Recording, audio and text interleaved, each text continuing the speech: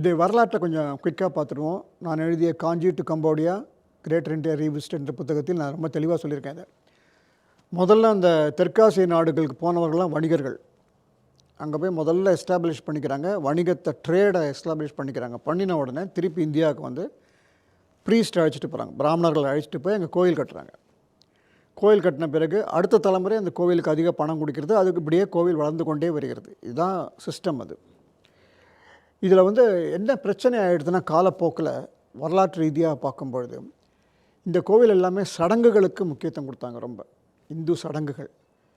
ஆனால் இந்து மதத்தின் முக்கியமான அம்சமான ஃபிலாசபி, தத்துவம், அப்புறம் வந்து யோக பயிற்சி, இதெல்லாம் வந்து பெரிய லெவலில் கம்போடியா மட்டும் இல்லை, சுமத்ரா, அதாவது பிலிப்பைன்ஸ், தாய்லாந்து, இங்கெல்லாம் பெரிய லெவலில் நடக்கலை. இது நான் சொல்கிறது ஹிஸ்டாரிக்கல் ஆங்கிளில் பார்க்கும்போது.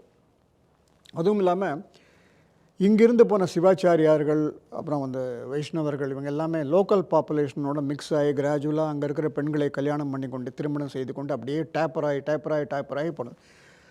அது மட்டும் இல்லாமல் இளைய தலைமுறை, ஒரு வாழ்க்கையில் வெற்றிடம் உள்ள இளைய தலைமுறை வந்து அந்த காலத்தில் என்ன பண்ணிட்டாங்கன்னா புத்த மதத்தோடு சேர்ந்துட்டாங்க. இன்றைக்கும் பார்த்தீங்கன்னா அமெரிக்காவில் நீங்கள் பார்த்தீங்கன்னா பல கம்பெனியில் புத்தருடைய சிலை வைக்கிறதுக்கு அனுமதி கொடுக்குறாங்க. ஒரு விநாயகர் சிலையோ அல்லது விஷ்ணு சிலையோ அல்லது சிவன் சிலையோ வைக்க அனுமதி கிடையாது. இன்டைரக்டாக நானும் பார்த்தவரை. ஸோ இந்த புத்த மதத்துக்கு அதிகமான பற்று ஏன் அப்போ வந்ததுன்னு கேட்டிங்கன்னா, இந்து மதம் was not able to attract the younger generation. இந்த காரணத்துண்டு தான் தெற்காசிய நாடுகளில் இந்து மதம் ஒரு காலத்தில் மிக மிக புழக்கமாக இருந்த இந்து மதம் வந்து டேப்பர் ஆகி கடைசியில் ஒன்றுமே இல்லாமல் போய்விட்டது. இன்றைக்கி மருந்து கூட இல்லை என்று சொன்னால் அது மிகையாகாது. தெற்காசிய நாடுகளில் இதே பாதிப்பு அமெரிக்காவுக்கும் வரும் என்பதுதான் இந்த பதிவினுடைய முக்கியமான நோக்கம். இப்போ நான் சொல்ல போகிற விஷயங்களை அமெரிக்காவில் உள்ள உங்கள் வரவங்கள்கிட்ட கேளுங்க, ரிலேட்டிவ்ஸ்கிட்ட, ஃப்ரெண்ட்ஸ்கிட்ட கேட்டுங்க. அவங்க நிச்சயமாக எஸ் தான் சொல்லுவாங்க. ஜனாதிபதி டொனால்ட் ட்ரம்ப் வந்த பிறகு இந்த பார்வை அதிகமாகிவிட்டது. 1% தான் இந்தியன் பாப்புலேஷன் இருந்தால் கூட நம்மளுடைய எஃபெக்ட், நம்மளுடைய தாக்கம் அதிகம். And economically become one of the most powerful citizens of America.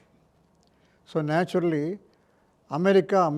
அமெரிக்கர்களுக்கே என்று சொல்லக்கூடிய டொனால்ட் ட்ரம்ப் பீரியடில் வந்து இந்தியர்கள் மேலே ஒரு பொறாமையும் ஒரு கைண்ட் ஆஃப் வெறுப்புணர்ச்சியும் அதிகமாக அமெரிக்காவில் வந்து விட்டது. இது நிச்சயமாக வந்துவிட்டது. நீங்கள் உங்கள் ரிலேட்டிவ்ஸை கேள்விப்பார், அவங்களும் ஒத்துப்பாங்க.